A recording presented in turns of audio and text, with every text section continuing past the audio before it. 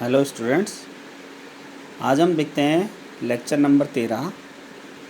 और जिसने पहले लेक्चर नहीं देखे हों वो पहले के लेक्चर देख लें, तभी समझ में आएगा। इसमें क्या है कि गॉस का नियम जो हमने पढ़ा था उसके नियम का पांचवा अनुप्रयोग ये है, एक समान रूप से आवेशित गोलीय कोश के कारण वैद्युत क्षेत्र की तीव्रता। ठीक है, ये कोई गोलीय कोश है, जिसकी त्रिज्या जो है ये क्या है, जिसकी त्रिज्या ये आर है। ये गोलीय कोश की त्रिज्या कैपिटल आर है। ठीक है, अब ये इसका केंद्र है, इस गोलीय कोश का केंद्र है। ये जो गोलीय कोश है ये क्या है, एक समान रूप से आवेशित है। इसको कोई धनावेश दिया गया है, ये इसकी सरफेस पे एक समान रूप से फैल गया है। एक समान रूप से आवेशित गोलीय कोश के कारण वैद्युत क्षेत्र की तीव्रता। तो हम क्या करते हैं, इस गोलीय कोश के कारण ये जो एक समान रूप से आवेशित है, इसके बाहर किसी बिंदु पर, इसके पृष्ठ पर, इस गोली के पृष्ठ पर, ये जो आवेशित गोलीय कोश है, इस आवेशित गोलीय कोश के बाहर किसी बिंदु P पर, इसके पृष्ठ पर और इसके अंदर किसी बिंदु P' पर हम वैद्युत क्षेत्र की तीव्रता निकालते हैं। ठीक है, हमें ये करना है, मतलब इस गोलीय कोश के बाहर किसी बिंदु P पर और इसके पृष्ठ पर, इस गोलीय कोश के पृष्ठ पर और इसके भीतर किसी बिंदु P' पर हमें वैद्युत क्षेत्र की तीव्रता ज्ञात करनी है। इसके लिए हम क्या करते हैं कि जैसे मान लिया हमें पहले आर त्रिज्या का एक विलगित गोलीय कोश है ये, ठीक है, कोश के बाहर, पृष्ठ पर और कोश के भीतर हमें वैद्युत क्षेत्र की तीव्रता ज्ञात करनी है। तो पहला हम निकालते हैं वैद्युत क्षेत्र की तीव्रता कोश के बाह्य बिंदु P पर हम निकालते हैं। जैसे तो कैसे निकालेंगे, बाह्य बिंदु P पर, इसके लिए क्या करते हैं हम, जो P है बिंदु P से गुजरने वाला एक गॉसियन पृष्ठ खींचते हैं, सकेंद्रीय गोलीय पृष्ठ खींचते हैं, जिसे हम गॉसियन पृष्ठ कहते हैं। ये जो है हमारा गोलीय कोश, ठीक है, इस कोश के सकेंद्रीय, मतलब इसका केंद्र भी यही है, और जिस बिंदु पे निकालना है उस पे सकेंद्रीय वृत्त खींचते हैं, जिसे हम क्या कहते हैं, सकेंद्रीय गोलीय पृष्ठ खींचते हैं, जिसे हम क्या कहते हैं, गॉसियन पृष्ठ कहते हैं। और ये जो गॉसियन पृष्ठ है, इसकी जो त्रिज्या है सभी बिंदु पे बराबर है यहाँ से। ठीक है, तो यहाँ पर जो वैद्युत क्षेत्र की तीव्रता है वो सभी बिंदुओं में समान होगी और वो बाहर की ओर होगी। ठीक है, और त्रिज्यत बाहर की ओर होगी। यहाँ देखेंगे, यहाँ हम छोटा सा क्षेत्रफल लेते हैं, जैसे इस गॉसियन पृष्ठ पे ये DA क्षेत्रफल, तो DA की दिशा किधर को है, बाहर को है, और इलेक्ट्रिक फील्ड की दिशा भी इधर को है। मैंने बताया था क्षेत्रफल की दिशा किधर को होती है, त्रिज्यत बाहर की ओर को होती है।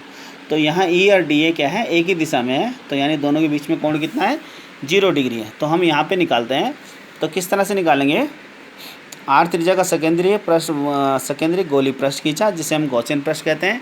तो इसके लिए क्या करते हैं हम, E जो है, जो वैद्युत क्षेत्र की तीव्रता है गॉसियन पृष्ठ के सभी बिंदुओं पर क्या है, इसकी तीव्रता क्या है, समान है और बाहर की ओर को दिष्ट होगा। ठीक है, अब हम क्या करते हैं,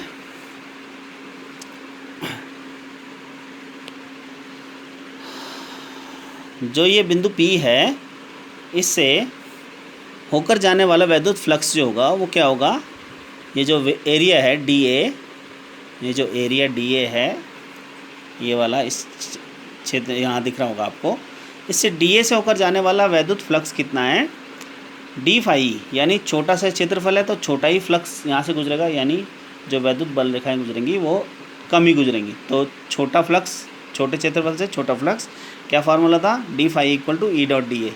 और E और DA के बीच में मैंने बताया कोण जो है वो बराबर है। ठीक है, मतलब 0 है, एक ही दिशा में, बराबर नहीं मतलब एक ही दिशा में दोनों के दोनों। तो कोण कितना है, 0, तो EDA cos 0 हो जाएगा। cos 0 का मान 1 होता है और ये क्या हो जाएगा, EDA हो जाएगा। ठीक है, और ये जो गॉसियन पृष्ठ है, मतलब इस क्षेत्रफल से जाने वाला जो फ्लक्स है वो कितना है, EDA। और संपूर्ण गॉसियन पृष्ठ से, जो ये संपूर्ण गॉसियन पृष्ठ है, इस पृष्ठ से कितना संपूर्ण गॉसियन पृष्ठ से होकर जाने वाला जो वैद्युत फ्लक्स होगा वो क्या होगा, d phi equal to E dot DA, वही होगा फार्मूला। ठीक है, d फाई इक्वल टू क्या हो जाएगा, E डॉट DA। ये बंद पृष्ठ है, ठीक है, ये बंद पृष्ठ से होकर जाने वाला, तो E dot DA cos phi. तो ये क्या हो जाएगा, DA क्या चीज़ हो जाएगी,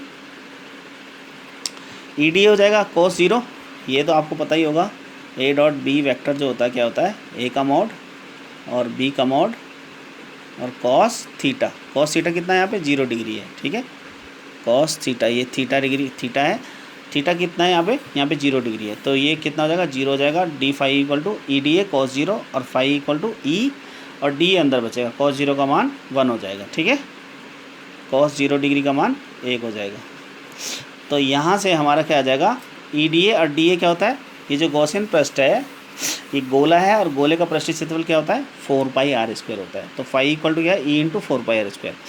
तो ये फाई फ्लक्स जो है हमारा, फ्लक्स क्या बताया था, गॉस प्रमेय से जो फ्लक्स होता है कितना होता है, क्यू अपॉन एप्सिलॉन नॉट होता है। तो इसका मान यही रख देंगे, ये मैंने पहले वाले में भी किया था। फ्लक्स क्या होता है, क्यू अपॉन एप्सिलॉन नॉट, जो गॉस प्रमेय थी उससे यही रखेंगे। और E into 4 pi R square आ जाएगा, और यहाँ से E की वैल्यू जब निकालेंगे तो क्या आ जाएगा 1/4 pi epsilon naught Q upon R square. तो यहाँ से क्या पता चलता है हमें, ये किसके लिए आ गया, एक बिंदु आवेश के कारण जब निकालते थे वैद्युत क्षेत्र की तीव्रता तो यही आती थी। तो इसका मतलब क्या है कि एक समान गोलीय कोश बाह्य बिंदु के लिए ठीक वैसे ही व्यवहार करता है जैसे कि संपूर्ण आवेश कोश के केंद्र पर स्थित हो। मतलब ये जो आवेश है, ये सारा आवेश ऐसे हो गया जैसे कि इसके केंद्र पर स्थित हो। मतलब बिंदु आवेश के कारण यहाँ पर जैसे हमने इलेक्ट्रिक फील्ड निकाला, इस बिंदु आवेश के कारण यहाँ पे निकाला, तो ये फार्मूला आता था हमारा। तो ऐसे ही ये फार्मूला कैसे आया कि दूर बिंदु के निकालने के लिए ये जो गोलीय पृष्ठ है, ये जो गोलीय कोश है, ये इसने इस तरह से व्यवहार किया जैसे कि संपूर्ण आवेश इसके केंद्र पर स्थित हो, ठीक है। अब हमने एक चीज़ और रखी थी, क्यू का मान रखा था पिछले वाले उसमें भी जो अनुप्रयोग थे गॉस के। तो यदि आवेश जो पृष्ठ घनत्व है इसमें भी मान लिया हमने sigma equal to Q upon A हो गया। अब sigma equal to Q upon A क्या है, ए कितना है 4 पाई आर स्क्वायर, क्योंकि जो हमारा आवेश है वो इस पे है, आर त्रिज्या पे है, ठीक है, इस पे है आवेश। तो यहाँ पे किस ले क्या लेंगे 4 पाई आर स्क्वायर लेंगे जो एरिया है, ठीक है। और क्यू की वैल्यू क्या आ जाएगी sigma into 4 pi R square, ठीक है, या 4 pi R square into sigma, ठीक है। ये इक्वेशन 1 हो गई, ये इक्वेशन 2 हो गई। तो 2 का मान 1 में रख देंगे, ये जो 1 है समीकरण इसमें रखोगे जब तुम, या सीधा यहाँ भी रख सकते थे, ठीक है। और यहाँ से इधर रखेंगे क्योंकि यहाँ में ये बताना था कि जो गोलीय कोश है ये कैसे व्यवहार कर रहा है, ऐसे व्यवहार कर रहा है जैसे कि संपूर्ण आवेश इसके केंद्र पर स्थित हो। तो यहाँ से समीकरण 2 का मान 1 में जब रखोगे क्यू का मान, तो क्या आएगा इक्वल टू क्या हो जाएगा 1/4 pi epsilon naught Q upon R square था, और क्यू का मान क्या आया था हमारे पास 4 पाई आर स्क्वायर सिग्मा। तो 4 पाई से 4 पाई कैंसिल हो जाएगा, तो इसको थोड़ा सा ठीक से करके लिखेंगे तो equal to sigma by epsilon naught R square बटे आर स्क्वायर। ये इक्वेशन कौन सी हो गई, थर्ड इक्वेशन हो गई। अब इसके बाद हम करते हैं ई, जो ई है वैद्युत क्षेत्र की तीव्रता कोश के पृष्ठ पर अगर निकालें तो कोश के पृष्ठ पर क्या हो जाएगा, ये जो आर है ये इस आर के बराबर हो जाएगा, ठीक है। तो कोश के पृष्ठ पर अगर हम निकालेंगे यहाँ पर इस पृष्ठ पर, तो ये क्या हो जाएगा हमारे पास आर की जगह जो स्मॉल आर है यहाँ पर उसकी जगह कैपिटल आर रख देंगे। तो यानी ई इक्वल टू क्या था sigma upon epsilon naught R square बटे आर स्क्वायर, आर स्क्वायर से आर स्क्वायर कैंसिल हो जाएगा, इक्वल टू क्या आ जाएगा सिग्मा बाई एप्सिलॉन नॉट आ जाएगा, ठीक है। अब हम आंतरिक बिंदु पर निकालना चाहते हैं वैद्युत क्षेत्र की तीव्रता आंतरिक बिंदु पर, यानी पी डैश पर। यहाँ पे अंतर में हमने इसके गोलीय कोश के अंदर में हमने एक बिंदु लिया है पी डैश, यहाँ पर हम निकालना चाहते हैं। अब यहाँ पर हम जानते हैं कि आवेश कुछ नहीं है, ठीक है, अंदर इसके जो गोलीय कोश है इसके अंदर कोई आवेश नहीं है। तो हम फॉर्मूला लगाएंगे phi equal to Q sig E dot D A. अब ई डी ए तो वही समान होगा, ठीक है, कोस 0 है। तो जो फ्लक्स होता है वो क्या होता है क्यू अपॉन एप्सिलॉन नॉट, ठीक है, लिख भी सकते हो तुम क्यू अपॉन एप्सिलॉन नॉट, लेकिन क्यू क्या है 0 है तो फ्लक्स 0 हो जाएगा, ठीक है। Phi equal to Q upon epsilon naught होता है, ठीक है।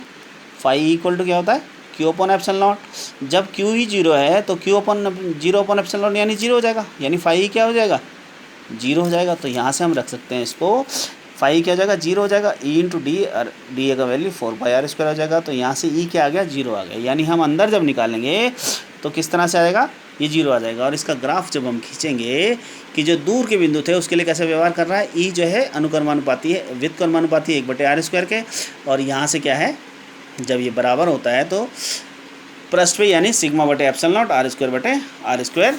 ये क्या था, ये जो था हमारा बाह्य बिंदु के लिए ये था, ठीक है, क्यू अपॉन आर स्क्वायर, या ऐसे कह सकते हैं कि 1/r² के प्रोपोर्शनल है बाह्य बिंदु के लिए, दूर के बिंदु के लिए। और जब पृष्ठ पे देखते हैं हम, पृष्ठ पे क्या है, सिग्मा बाई एप्सिलॉन नॉट। तो यहाँ पे सिग्मा बाई, ये पृष्ठ के लिए सिग्मा बाई एप्सिलॉन नॉट, ये इसका ग्राफ है। ठीक है, इस तरह से इसको करेंगे। ठीक है, समझ में आ गया वो सबको?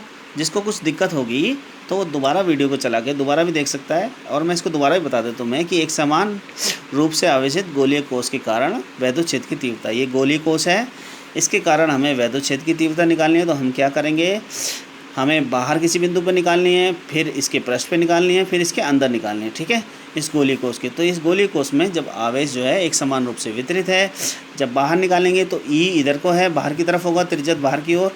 और जिस बिंदु पे निकालना है वहाँ पे गॉसियन पृष्ठ खींचेंगे। ठीक है, और गॉसियन पृष्ठ खींचेंगे तो यहाँ पे क्या हो जाएगा, ई और डी दोनों एक ही दिशा में होंगे, दोनों के बीच में कोण 0 होगा। तो जब हम बाहर निकालते हैं किसी बिंदु पर, तो बाहर कैसे निकालेंगे, पहले छोटा सा क्षेत्रफल, तो छोटा ही फ्लक्स होगा। तो डी ए से गुजरने वाला फ्लक्स कितना होगा, ई डॉट डी ए। तो ई डॉट डी यानी कोस 0 और ई डी हो जाएगा।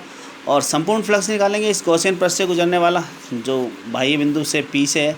तो फाई के लिए ई डॉट डी ए और ये कोस 0 हो जाएगा। डी का value 4 pi epsilon naught, phi की Q upon epsilon naught, E का मान निकाल देंगे 1/4 pi epsilon naught, Q upon r²।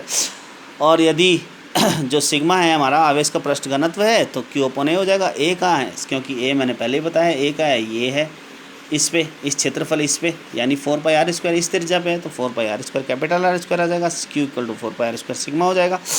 तो यहाँ से 2 का मान 1 में रख देंगे, तो यहाँ से हमारे पास एक रिलेशन और आ जाएगा। यहाँ से इससे एक बात और निकल के आएगी, जो जैसे बिंदु के लिए किसी बिंदु आवेश के कारण हम किसी बिंदु पर वैद्युत क्षेत्र की तीव्रता निकालते तो ये आता था। तो यहाँ से हमें क्या मिलता है कि जो संपूर्ण आवेश है इसके केंद्र पर स्थित है, जैसे कि ये एक बिंदु आवेश की तरह व्यवहार करता है दूर के बिंदु पर।